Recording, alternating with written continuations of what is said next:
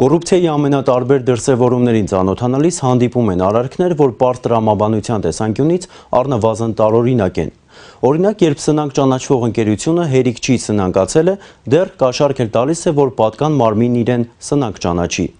Ներկայացվող դեպքում սակայն չի բացառվում, որ գործ ունենք իսկական սնանկության հետ։ Նոյեմբերի 5-ին մի քաղաքացի ոստիկանությունում հաղորդում տվեց, որ իրեն պատկանող սահմանափակ պատասխանատվությամբ ընկերությունը սնանկ ճանաչելու համար սնանկության գործով կառավարիչ նշանակված Արամայիս Իսպիրանն իրենից որպես կաշառք պահանջել է 700,000 դրամ։ Ընդ որում նշված գումարից 350,000 դրամը ինքը պետք է Իսպիրանին փոխանցեր հենց այդ օրը։ Ոստիկանության կազմակերպված հանցավորության դեմ պայքարի գլխավոր վարչության, կոռուպցիայի և տնտեսական գործունեության դեմ ուղղված հանցագործությունների հակազդման վարչության, Երևան քաղաքի վարչության և Մաշտոցի բաժնի ծառայողների ձեռնարկած օպերատիվ միջոցառումների արդյունքում նույն օրը Երևանի Հրաչյա Ներսիսյան փողոցում գտնվող Արաբկիր և Քանաքեռ Զեյթուն վարչական շրջանների ընդհանուր իրավասության դատարանի շենքի առջև քաղաքացուց 350,000 դրամ կաշառքը վերցնելիս Իսպիրանը բռնվեց և բերման ենթարկվեց ոստիկանության կազմակերպված հանցավորության դեմ պայքարի գլխավոր վարչություն, որտեղ էլ խուզարկությամբ նրա գրպանից հայտնաբերվեց կաշառք ստացած փողը։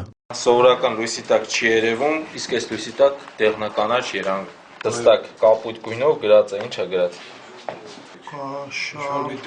Նախապատրաստված նյութերն ուղարկվել են Հայաստանի Հանրապետության քննչական կոմիտե հետագա ընթացքը լուծելու։